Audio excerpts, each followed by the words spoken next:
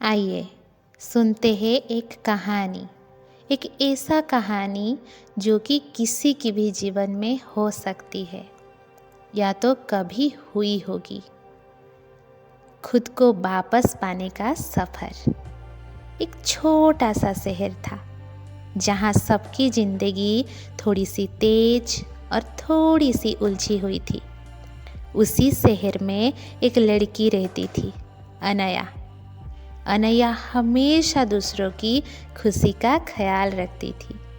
वो सबके लिए टाइम निकालती थी, सिर्फ एक इंसान के लिए नहीं, खुद के लिए।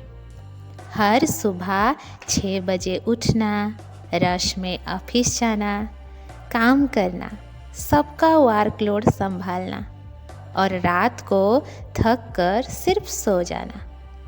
उसके दिन भर के स्केड्यूल में अनया नाम का कोई पेज ही नहीं था। बाहर से दिखो तो वो स्ट्रांग लगती थी, पर अंदर से वो धीरे धीरे खुद से दूर होती जा रही थी। अनया को लगने लगा था कि शायद सेल्फ लव लग्जरी होता है और उसके पास उस लग्जरी के लिए वक्त ही नहीं है। एक शाम ऑफिस से लौटकर वो बालकनी में खड़ी थी। ठंडी ठंडी हवा चल रही थी, शहर की लाइट्स चमक रही थी और उस चमक के बीच अनया की आंखों में आंसू थे। उसे अचानक अपनी नानी की बात याद आई।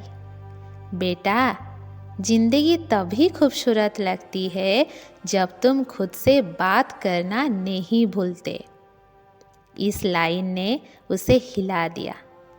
वो सोचने लगी, मैं कब से अपनी दिल को चुप कर रही हूँ, कब से अपनी खुशी डिले कर रही हूँ, कब से ओनली सरवाइव कर रही हूँ, पूरी अकेला हो चुकी हूँ। अगला दिन अनया ने एक छोटा सा डिसीजन लिया।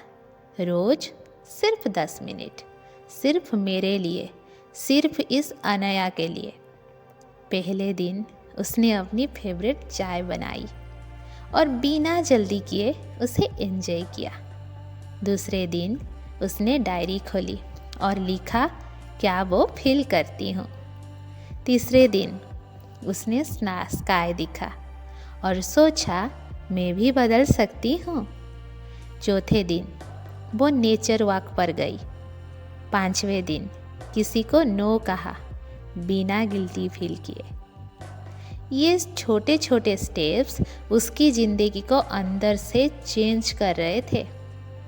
फिर एक दिन ऑफिस में किसी ने उसके काम को लाइटली ले लिया।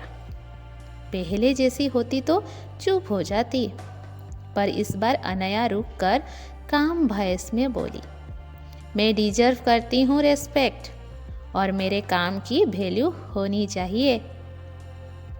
ये कहना मुश्किल था, पर अनया को पता था सेल्फ लव का मतलब सिर्फ सॉफ्टनेस नहीं, कभी कभी बाउंड्रीज भी होती है। उस रात उसने डायरी में लिखा, मैं किसी की प्रायोरिटी तभी बन सकती हूँ जब मैं खुद की प्रायोरिटी बन के हिम्मत रखती हूँ। धीरे धीरे अनया बदलने लगी। वो सिर्फ ड्यूटीज़ नहीं निभा रही थी, वो अपनी ज़िंदगी जी रही थी। उसकी आंखों का कॉन्फिडेंस वापस आ रहा था और उसके दिल में एक अजीब सी शांति थी। आखिर में अनया को एक बात समझ आ गई, जिंदगी तभी आसान होती है जब तुम दूसरे के लिए नहीं, खुद के लिए भी जीना सीख जाते हो। सेल्फ लव ईगो नहीं, सेल्फ लव वो एहसास है जो तुम अपने अंदर जगाते हो, वो साहस है। और हर सफ़र की तरह सेल्फ लव का सफ़र भी एक ही बात से शुरू होता है, आज से मैं अपने साथ बुरा नहीं करूँगी। और उस दिन से अनया ने खुद को वापस पा लिया।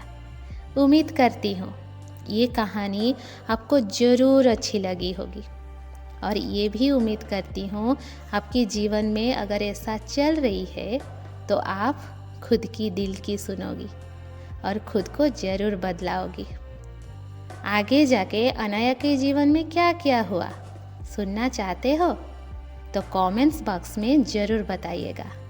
लाइक सब्सक्राइब ज़रूर करके जाइएगा, जो कि अनया की तरह मुझे भी प्रेरणा देगी। सो स्माइल कीजिए और अपने दिल की सुनिए।